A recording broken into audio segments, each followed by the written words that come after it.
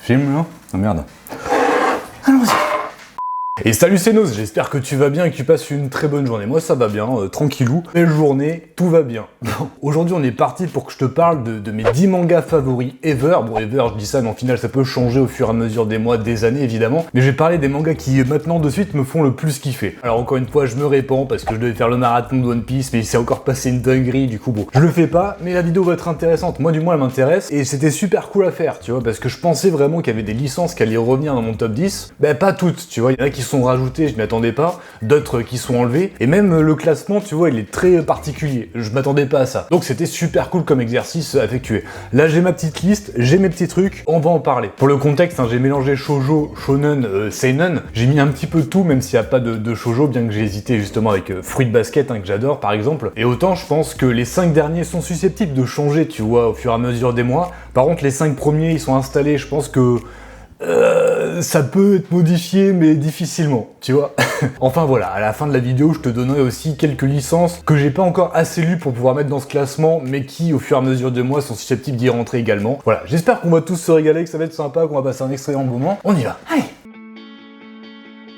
Mon 10e manga favori, il est pas très original, je l'avoue, c'est Death Note. Alors déjà, la licence, comme beaucoup d'entre nous, je l'ai découverte au collège, j'étais en 5e ou en 4e, je sais plus exactement. Je crois que je l'ai découvert en anime. Puis après, à la suite de ça, je l'ai vu plusieurs fois en anime, j'ai lu le manga 2 fois, et consort. Je pense que ce que j'ai adoré plus que tout dans ce manga, c'est son côté psychologique. Bataille psychologique que j'avais jamais vu ailleurs, que ce soit dans des films, que ce soit dans des romans. C'est vraiment très nouveau pour moi, ce genre de délire. Entre Light et Health et des coups un petit peu fourrés, des changements de positionnement stratégique, des trucs comme ça. C'était trop intéressant, c'était trop captivant à suivre et c'était juste énorme. Enfin, je suis en train de te parler de Death Note, mais je pense que tout le monde est au courant que c'est assez de la frappe. Mais de plus, l'aspect du manga qui m'a vraiment régalé, mais plus que tout, c'est son côté nuancé, tu vois, entre le bien et le mal. Des fois, tu sais pas si le protagoniste est gentil, des fois méchant. En fait, il l'est pas vraiment, tu vois, il est un petit peu tout ça à la fois. Des fois, il est narcissique, mégalo, mais aussi, des fois, il se bat pour une cause qu'il pense juste. Et tout ça, je l'ai trouvé super intéressant et c'est de là, d'ailleurs, que vient mon amour éternel pour les méchants, tu vois. Pour moi, une œuvre réussi, au niveau des personnages, c'est un méchant réussi, plus qu'un héros réussi, tu vois. J'ai toujours pensé ça depuis Death Note, justement, ça vient de là. Sinon, le seul petit bémol dans le manga que j'ai, c'est la fin, comme beaucoup, je l'ai moins aimé que le départ, même si je l'ai pas du tout détesté. À part ça, voilà, le manga est excellent, si tu l'as pas découvert, ce qui m'étonnerait,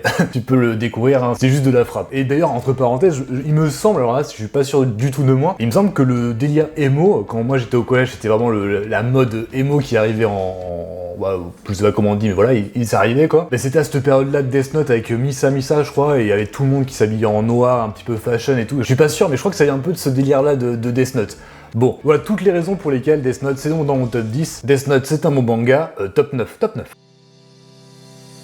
Alors là j'ai un petit peu triché parce qu'il y en a deux, il y a 2 doublons dans cette vidéo et celui-là c'est l'un d'eux, le 9e. Hein. Les 2 mangas c'est Kaguya-sama et Grand Blue. Alors pourquoi je les ai rassemblés? Parce que ils me procurent le même genre d'émotion de manière un petit peu différente et je voulais absolument mettre ce genre de manga qui est très nouveau pour moi dans ce classement. C'est les mangas humoristiques, hein, tu t'en doutes. Ça me fume en fait, ça me fume totalement, c'est le but du manga. Je pensais pas aimer autant, je pensais pas être aussi sensible aux moments un petit peu calmes ou un petit peu mignons et je pensais surtout pas mais rigoler autant quoi. Grand Blue, mais je le dis à chaque fois, à chaque lecture manga, mais ça me fait tordre de rire certains gags. Kaguya-sama un petit peu moins, mais c'est plus le côté romantique et puis intelligent du manga dans la psychologie des 2 protagonistes. Les 2 licences sont juste extraordinaires, j'avais sous-estimé le rire que je pouvais avoir envers elles, et c'est génial, c'est pour ça que je les mets dans ce top là. C'est vrai que ça ne crée pas des émotions aussi intenses que des shonen ou des seinen un petit peu plus basiques, tu vois, mais les émotions que t'as sont complètement exclusives par rapport aux autres, et c'est vraiment pour ça que je voulais mettre un point dans ce top sur ces licences là. Et mes 2 préférés en termes d'humour pour l'instant, c'est Kaguya-sama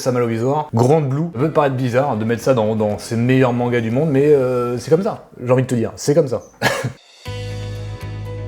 Le 8e, mais en fait je suis pas du tout centré là, je suis en train de me rendre compte. Ah pardon. Le 8e manga de cette sélection, c'est Tsubasa Reservoir Chronicle de Clamp. Alors Clamp, c'est un groupe d'autrices qui a fait beaucoup de licences comme Showbiz, comme Trèfle, comme X, comme XXXX Holic, enfin elles ont fait plein de licences, elles ont vraiment un style de design très particulier qui se retrouve à chaque fois dans leurs licences. Elles font des seinen, des shonen et des shoujo et elles le font merveilleusement d'une manière très poétique, très belle, tout est parfait. Tsubasa Reservoir Chronicle c'est un shonen shonen, et c'est pour moi l'œuvre de Clamp qui met tout ça à un aspect maximum en termes des émotions puissantes que tu vas ressentir envers les protagonistes, envers les situations, envers l'univers super vaste qui est dimensionnel, et qui donc a pas de limite quant à ce qui peut se passer, quant à le dénouement de l'histoire. Depuis que j'ai commencé ma collection de mangas, donc il y a un an, j'y ai pensé directement, j'attends impatiemment la réédition Deluxe ou que sais-je de Pika Édition qui édite le manga sur la licence, parce que ça va être super bien. Moi ça sera Day One dès que ça va sortir, et j'espère que ça sortira. Si ça sort pas, je serai dégoûté, mais c'est vraiment un manga qui est super bon. Donc ça c'est l'aspect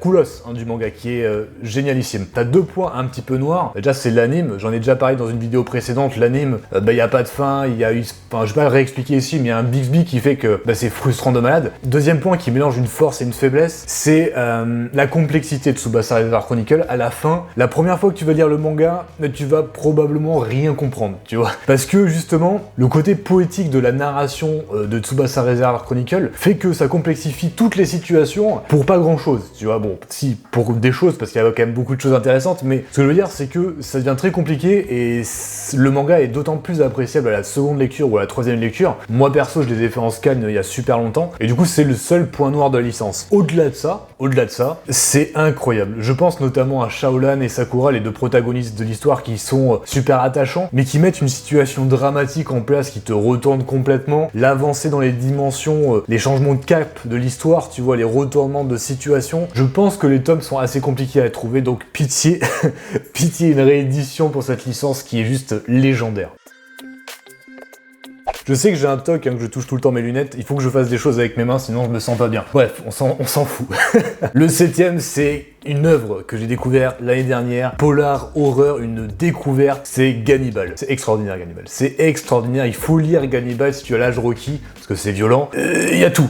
Déjà j'ai envie de te parler des dessins de Gannibal, qui sont complètement différents de tous les dessins que tu as pu voir toute ta vie, si je puis dire, et qui sont d'une qualité noire, ombrée, mais sans précédent, tu vois, c'est super beau. Déjà ça c'est un point important pour un manga d'horreur qui essaie de te mettre dans une ambiance très pesante, tu vois, très stressante. Rien que par là je trouve que le manga il vaut le coup. Mais au-delà de ça, au-delà de cet aspect de dessin qui est magnifique, t'as le scénario qui est écrit d'une main de maître, tu vois, c'est un polar, donc un policier qui va faire une enquête par rapport à une situation, mais qui la met lui-même dans une situation terrible, terrible. Il va devoir protéger sa famille en même temps qu'enquêter, puis il y a une espèce d'obsession de la justice, tu vois, qui va faire que des personnages, tu penses qu'ils sont comme ci, mais en fait ils sont comme ça. Ce manga, c'est une dinguerie. Voilà, c'est juste une dinguerie. Le tome 8 qui sort fin mars, si je dis pas de bêtises, moi je vais me jeter dessus personnellement. Il faut lire Gannibal, c'est terrifiant, c'est mystérieux et c'est une folie. Tu vois, il y a un manga aussi que j'ai lu, j'ai juste vu le tome 1 il y a pas longtemps, c'est The Killer Inside, qui est un petit peu, si tu l'as lu, tu vois, qui est un petit peu dans ces mêmes émotions que va te procurer le manga. Après je suis allé plus loin sur Gannibal, mais Gannibal, t'as aussi les dessins qui rajoutent un côté truc, et puis t'as autre chose, donc pour l'instant c'est ça. Je pense que The Killer Inside, tu vois, il pourrait rentrer dans ce top à un moment donné parce qu'il est excellent. Enfin bref, Gannibal, c'est de la balle. Oh putain, terrible. 6ème licence, qui est le deuxième doublon de cette vidéo, c'est le dernier, ne t'inquiète pas, c'est le dernier. C'est un peu de la triche, mais pareil, je pouvais pas départager ces deux mangas. Les deux licences sont Dragon Ball, évidemment, et My Hero Academia. Mes deux shonen favoris mes deux shonen neketsu favoris plutôt, qui sont tous les deux extraordinaires pour des raisons différentes, qui me font kiffer pour des raisons différentes, mais qui méritent pour moi d'être à ce même stade de 6ème place. My Hero Academia d'un côté, le neketsu mélangeant comics et manga shonen, dans les dessins, dans la narration, dans les super vilains, dans les super héros, plein de pouvoirs différents, de la dinguerie, de la noirceur qui arrive petit à petit dans le manga, c'est incroyable. Je me jette sur absolument tous les tomes, je dis ça mais je me suis toujours pas pris le tome 31, mais ça va venir. D'un autre côté, t'as Dragon Ball qui lui me fait vivre des émotions un petit peu différentes, dans le sens où c'est ultra nostalgique. J'ai grandi avec Dragon Ball, comme beaucoup d'entre nous qui avons plus de 30 ans. Terrible. Non, en vrai, ce manga est extraordinaire, tu vois, parce que t'as grandi avec ça, comme Pokémon pour certains. D'ailleurs, c'était un peu le cas aussi pour moi. Ou t'as vécu avec les cartes, avec les déguisements au carnaval. Je sais pas si tu vois la vieille touffe du Super Saiyan qui a toujours été dégueulasse. J'ai jamais compris pourquoi les gens se déguisaient comme ça, mais bref. Dragon Ball, c'est extraordinaire. Il y a énormément de super méchants, trop bien aussi. C'est d'ailleurs mes personnages favoris en général, Freezer, Cell, Boo. C'est puissant, c'est épique, c'est de la frappe. Alors, pourquoi je les mets sur un pied d'égalité? Parce que voilà, t'as le côté nostalgique de Dragon Ball et t'as le côté Désolé, hein, je pense que pour les fans de Dragon Ball, ça va être un peu un outrage de dire ça, mais pour le côté plus efficace de My Hero Academia, qui, dans le récit, dans la profondeur, dans l'évolution, dans le scénario même, tu vois, c'est plus efficace. Après, Dragon Ball, ça a 30 ans de moins, et tous les nouveaux shonen se sont inspirés de Dragon Ball, il faut le savoir, il faut le dire. Et c'est vrai que pour moi, maintenant, je lis sans connaître, tu vois, My Hero Academia ou Dragon Ball, ça va être My Hero Academia. Il faut prendre en compte que Dragon Ball, c'est la base de tout ça, et donc, c'est pour ça qu'il est aussi intense, et que aussi, comme je l'ai dit, on a grandi avec, donc ça rajoute de l'intérêt au manga. Je les mets sur un pied d'égalité, je trouve ça vraiment cool de faire ça comme ça, je voulais pas les départager ces deux-là, voilà. Tout simplement. Je recommande évidemment l'édition Perfect pour Dragon Ball qui est extraordinaire, et l'édition normale pour My Hero Academia parce qu'il n'y a pas d'édition, bon, passons.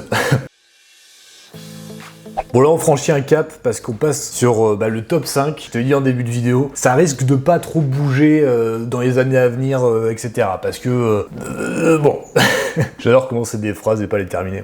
Bon bref, le 5e manga, le grand, le fascinant, l'extraordinaire, Parasite. Parasite c'est un cas particulier parce que j'ai pas encore lu le manga, j'ai juste lu le tome 1, qui est dans une édition magnifique, la réédition extraordinaire, faut que je te la montre quand même parce que on n'est pas des bêtes. T'as l'impression que c'est un livre collector tellement ils sont beaux, que ce soit le dos de couverture, la couverture, c'est du papier glacé, cette édition elle est un petit peu chère, mais quelle dinguerie, faut que je me prenne la suite. Terrible, faut que je me prenne la suite. Parasite, du coup, j'ai lu que le tome 1, mais j'ai vu l'anime au moins 3 ou 4 fois. C'est extraordinaire parce que c'est un mélange de seinen et de shonen dans le côté progression du protagoniste, mais également dans la profondeur du manga, et c'est ça qui m'intéresse, c'est ça qui m'a bouleversé et qui m'a fait kiffer le manga, plus.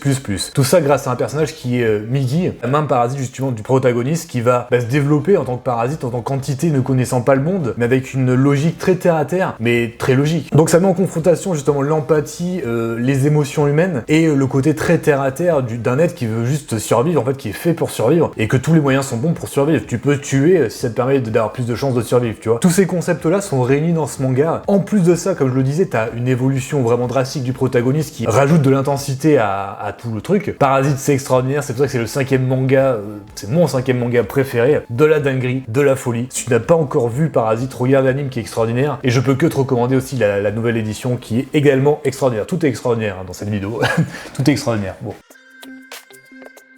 Pour le 4e, on augmente encore de level, Kingdom, évidemment. Alors Kingdom, un petit peu à la même âge que Parasite dans ce côté mélange seinen, shonen, je trouve, parce qu'il y a ce côté neketsu également avec le protagoniste qui va évoluer, qui a pas de parents, enfin tous les codes de neketsu, mais t'as ce côté très seinen aussi, qui est complètement différent, parce qu'il est pas comme Parasite dans le côté biologique, ce genre de délire, mais plus dans son côté géopolitique, stratégique, tactique, et c'est tout ça qui fait Kingdom, tu vois, c'est ce côté shonen et ce côté seinen où on va t'expliquer un petit peu tous les tenants et les aboutissants de ce qui se passe dans le royaume de Chine. Je fais partie de ces mangas où au début, les 3 ou 4 premiers tomes, j'étais pas complètement à fond par rapport à la hype du manga, mais à partir du tome 5, 6, 7, 8, ça explose. Là en plus j'ai même pas spécialement avancé, tu vois, je suis au tome 18 à peu près, donc j'en suis pas si loin que ça. Je pense que plus ça va aller, plus ça va être complètement dingue. Pour ce qui est des dessins, je les adore, ils sont super beaux. Au départ j'ai eu une petite appréhension avec ça, tu vois, en fait je connaissais pas ce style graphique, du coup forcément j'ai eu un petit temps d'adaptation, mais rapidement tu sens que c'est épique, en fait ça marche très bien. Mais le point culminant de mon kiff pour ce manga,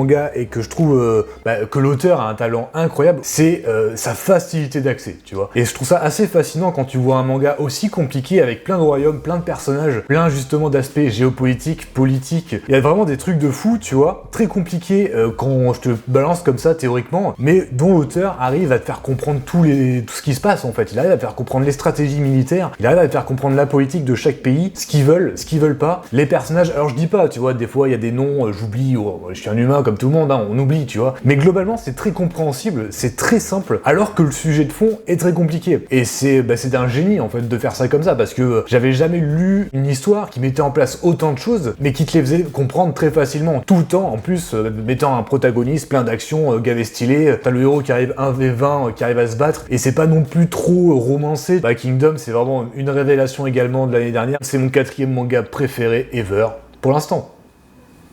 Bon.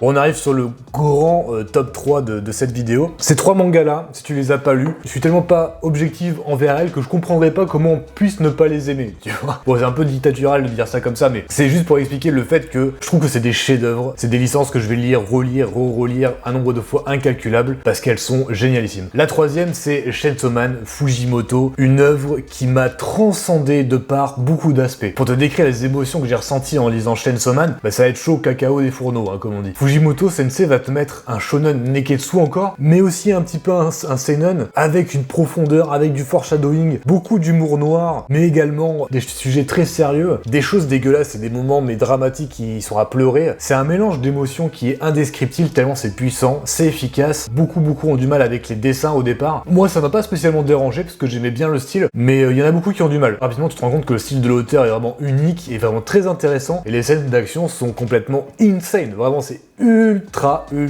puissant. J'adore, franchement j'adore, et tu le vois, je l'adore. Chainsaw Man c'est vraiment de la claque, qui me tarde d'avoir la deuxième partie qui devrait sortir dans pas trop longtemps. Pour moi Fujimoto c'est le futur du manga, il faut absolument que je me lise Fire Punch d'ailleurs, ça fait des mois que je le dis ça, mais bon. Et pour le manga t'as un anime qui va sortir en 2022, on est en 2022 hein, ouais ça. C'est Day One, regarde le teaser sur YouTube.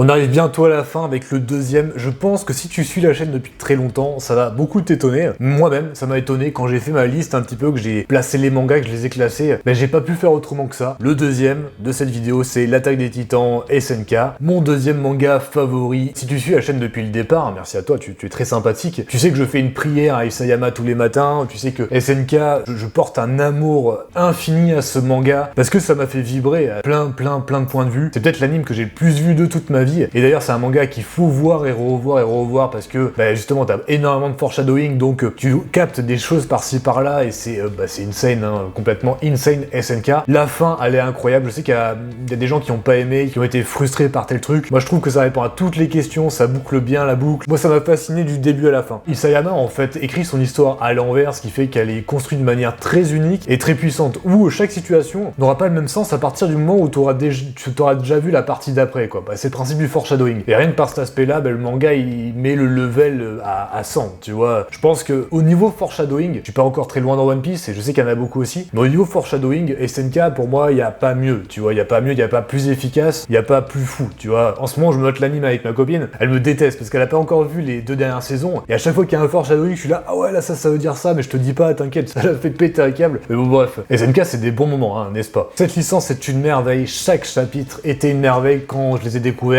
Honnêtement, j'ai même pas les mots pour te dire à quel point j'aime cette licence. Dans ma tête, dans mon esprit, ça restera ma licence favorite parce que c'est une licence de cœur, on peut dire. Mais c'est pas la première, Et on y passe. Allons-y, on y passe. Bon, après beaucoup de réflexions, j'ai pas eu le choix de mettre ce manga au niveau du top 1, parce que bah, il est trop fort, il est trop puissant, il y a même pas match en fait avec toutes les autres licences. Je pense que tu t'en doutes, hein, encore une fois si tu suis la chaîne, Berserk quoi. Berserk c'est Berserk. Malheureusement, même si j'adore SNK et que ça a toujours été mon manga favori depuis très longtemps, mais en ayant lu récemment Berserk en marathon, en ayant fait donc le premier arc, l'arc l'âge d'or et l'arc l'ère des châtiments, bah en fait ça m'a retourné comme jamais j'étais retourné, tout confondu, tu vois, encore une fois, série, roman, film confondu, parce que c'est au-delà du chef-d'œuvre. Berserk c'est fascinant comme licence. En fait il y a 2 aspects importants pour lesquels j'ai eu un petit peu un traçage de réflexion pour comprendre que Berserk passait avant SNK, enfin passait en top 1. Le premier c'est la technique, tu vois, sans émotion, sans rien. Le fait de constater les dessins de Miura Sensei, déjà tu comprends que le mec il est d'un autre niveau, tu vois, à ce niveau-là, même au niveau de la narration, parce que ça va un petit peu avec les dessins, tout est parfait en fait, tout est parfait au-delà de ce qu'on pourrait imaginer possiblement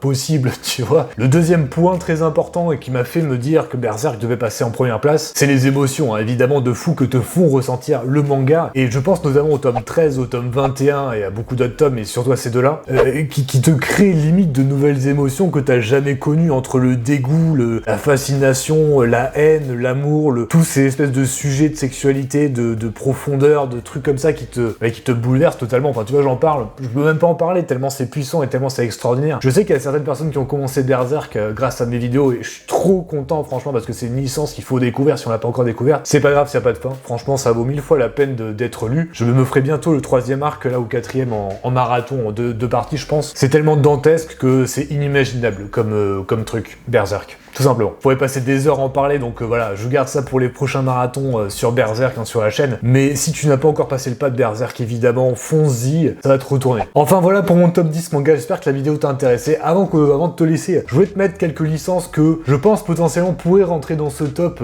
à terme. One Piece, j'attends d'aller plus loin, mais je pense que ça pourrait rentrer peut-être au niveau de My Hero Academia, Dragon Ball dans mon top. The Killer Inside aussi, qui a beaucoup de potentiel. Magica, que j'ai lu récemment, qui est une œuvre vraiment unique, mais que j'ai adoré plus. donc j'aimerais bien la faire rentrer à terme dans ce top parce que je la trouve extraordinaire. Jujutsu Kaisen aussi pourrait y rentrer au niveau de My Hero Academia Dragon Ball à terme. Voilà, en gros, voilà la licence, ouais, Akira, 20th Century Boys également. Grosso modo, c'est ça. Gun aussi que j'ai pas encore lu. Ça pourrait être les licences prochainement qui pourraient bouleverser un petit peu ce top. Voilà, hein, bon. En tout cas, globalement, je pense que tu seras d'accord avec moi pour identifier un petit peu mes goûts par rapport à cette liste. Je pense que je suis vraiment friand des mi-seinen, mi-shonen qui regroupent un petit peu plein de styles différents avec une profondeur. Je pense que c'est ça que je préfère finalement quand tu vois mes 3 premiers Chainsaw Man, SNK, Berserk, Kingdom juste avant, Parasite. Ça c'est mon top 5, donc ouais, c'est un peu ce délire là, mi-shonen, mi-seinen qui me fait kiffer de manière assez drastique. Bref, n'oublie pas de t'abonner, lâche un petit commentaire et un pouce bleu, ça fait trop plaisir. Je te dis à très bientôt pour une prochaine vidéo. Prends soin de toi, tu le sais, c'est important. Bon, ciao.